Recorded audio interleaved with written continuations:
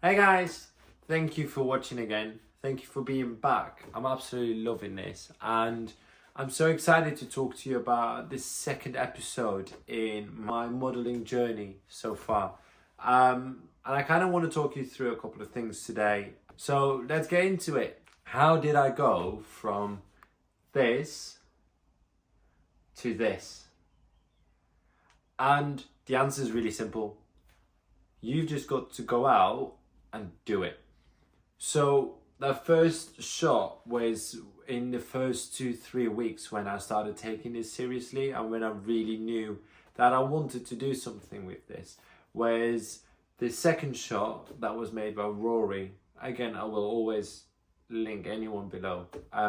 Rory, who's a photographer, was in a studio, and even though I was still very new to this, the fact that I shot with him before, one, made me comfortable, and the way he guided me into that shoot and into the sort of state of mind where you're comfortable and you're starting to move in certain ways and you get into this flow allowed me to make that shoot. I do have to give Rory the credit for his lens work and his sense of direction in telling me where to go and what to do, because being a new model, that is extremely helpful. Once you start doing it a couple of times, you'll know what you do. I always compare this to going to the gym.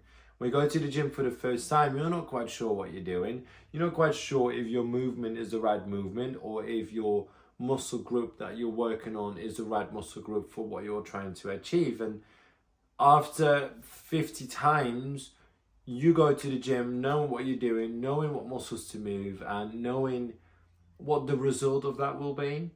And the same works for modeling. Still, I'm very new to all of this and I'm still learning, but what I've come to learn already is that the more you do it, the more you'll learn about what muscles to move and what effect it's going to have on the picture, how to move your face, how to move certain body parts, how to move towards the light and not away from the light, because it will create a dark shadow. And all of these little things became very prominent in that shoot with Rory. And I think, again, back to my original point, you've got to go out and just do it. Because if you don't start, you won't end up doing it, you won't end up growing of it. There's this amazing quote, I'm going off topic now, but it's true. There's this amazing sort of quote from an entrepreneur called Stephen Bartlett, where he talks about the impact that Barack Obama had on him, and it was a quote around decision making, but it applies the same here. And it sort of was along the lines of, the lower your barrier is to make decisions, so rather than being 90% sure of something and then making a decision based off that, get to 51% sure. Once you're 51% sure, you'll make the decision. That way you'll make decisions faster, you'll make mistakes faster and more, but because you're exposed to so many more mistakes at such a fast pace, you're able to adapt and learn, and so the feedback you're getting from that is so much more and valuable at the same time than someone that's waiting till he's about 80%, 90% sure, makes a decision, which then still could be a mistake, but he's not getting that feedback in the same sort of pace that you would when you make a decision at 51%. And so the same applies here. If you expose yourself more and more and more to situations where you can make a bad picture, you can take a bad pose, stance, move a muscle wrongly, and the more you go out for shoots, the more you'll learn about your body and the way it's meant to move and the way you can capture the right angle and the right picture, because you're exposing yourself more to feedback, which is the bad pictures that come out of it. One thing I'm trying to work on right now is my in-between shots, between one pose and another pose. The photographer somehow always seems to capture that little in-between stage where I'm going from one pose to the other, where I look like I just got hit by a truck. And it's always hilarious when we're re-looking back through the pictures and I'm like, oh my God, how did I look like that? But it's just, now I know and I'm getting that feedback, it's now up to me to change the way I move between poses. So then I'm constantly fixing something new and something else in my shoots. And that is how I got from that to that. Not saying this is a perfect picture, but the difference is massive. Now I am a signed model, but I do know that it's sometimes very difficult for people to get to that stage. It's arguably the one thing that people want the most and is the most difficult to get in the industry. Getting an agent is more difficult than getting jobs, and getting an agent is arguably more desirable than getting jobs, and somehow I'm confused. Obviously, I've got it incredibly easy coming from my position saying that, but if I had to choose between getting regular jobs or being signed by an agency, I think I'd prefer the jobs. Where did I find my agent? Where did I meet my agent? After the studio shoot with Heads, Mag and Rory at Spot 101, I headed over to a networking event hosted by two networkers in Manchester, and there was loads of people there. One of my friends at the moment, Izzy, was there. Even though I did not meet her there, I met her at an event after that. We were just both at the same event and we didn't know it about each other. And I think that networking event really allowed me to display my strength, because Adrian, who's my agent at Maverick Models, was there as a scout almost, having a look around, seeing who else is there, seeing what models are there, having a conversation, getting to meet them, and if she liked you, she'd invite you over for an interview. And literally, as she was about to leave, I ended up in a conversation with Adrian, and I cannot have lasted for longer than 2 minutes, but me being me in the way I am and how chatty I am, clearly there was some sort of connection, and basically Adrian made sure that I would have her phone number to get in touch with her the following week to arrange an interview.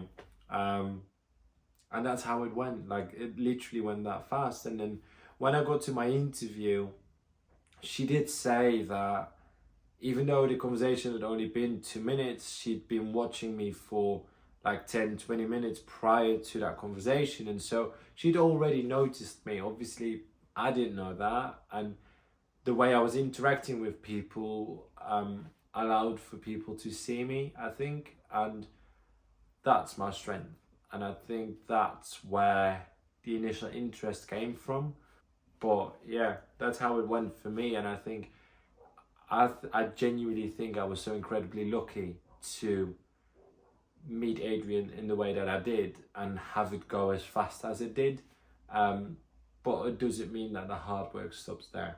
Now, what do I do to meet people? Because obviously I've got on average 3-4 photographers in my DMs every week asking for test shoots. I've got loads of people in the modeling scene or in a different creative scene that are wanting to do some shoots together or do something together. And where do I meet all of these people? Now, the answer is simple. Me being me, I'm not afraid to reach out to people. At one of the Heads events, I met Ruben. He's signed by Nemesis. He's an amazing model. He's full-time modeling right now. He's actually been able to quit his job and focus on modeling full-time, and I'm so incredibly proud of him. But when I met him at Heads, that was our first initial contact. We've stayed in touch over Instagram. We met up with a group of friends. We went out for a full day, having breakfast, going Roxy's, having pizza. We did a whole lot, and he's moving up to Manchester soon, but we've got a good connection. And so obviously staying in touch with people after you meet them in person is so relevant. I think when it comes to networking for me, one thing that I'll always do, and I don't know where I got it from, I think it's something that they do in the business world, but I think from a creative point of view or just a human point of view, it's incredibly important, is reaching back out a day after you met them. So I met Ruben, and the day after I made sure I dropped him a message on Instagram. I went to the last Heads event last Saturday, which was this Media City walk around, where we were stopping on specific places across Media City to take a bit of a shoot moment. And there were a few brands there were a few photographers there were a few other creatives there. And obviously, as you do on those days, you connect with each other on Instagram. But I made sure that the day after, everyone that I connected with on the day, I'd send a message to say, hey, it was amazing to meet you last night. I really liked your vibe. I really liked your brand. I really liked your creative, like whatever is relevant to them, and sort of, let them know that I was appreciative of that connect. And the fact that I'm reaching out means that for the second day in a row, I'll be popping back up. But also, because I'm pretty sure not everyone does this, I'll stay in their heads. Like, it'll be, if I wasn't memorable enough on the day itself, that will do it, if that makes sense. And also just make sure you're a genuinely good person. Like, when people meet you, do they leave you and think, he was cool? Or do they think, oh, he was arrogant or cocky or too big for his boots? Or, do you know what I mean? And there's all of these little things that will help you find these people, and these people will help you reach your goals.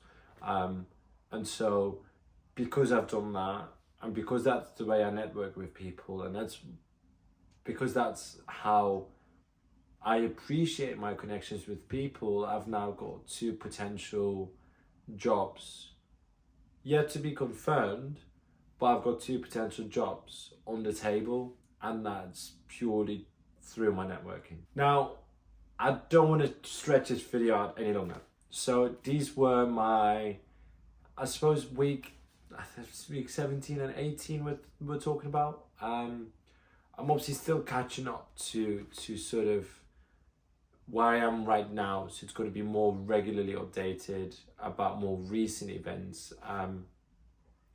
But yeah, that's it for now. What I want to know from you guys though is, what is it you're wanting to become a model? Like, you're on your journey to becoming a model, you're on this road where you don't know what to do. What do you struggle with? Like, please let me know what you're struggling with. Put it down in the comments below, and if I've got an answer for you, I'll answer your question or your struggle, and I'll give advice, and I'll try to help to the best of my ability, because that's why I want this channel to be here for. I want people to be early in the process compared to where I am, and I want them to be able to sort of learn from what I've gone through to make sure that they're catching up, or they're surpassing me, or we're going out and smash it together. Also, don't forget, we're still a really, really small channel, so like, subscribe, and share this with a friend that needs to hear this. And that's it for now, guys. See you later. Bye.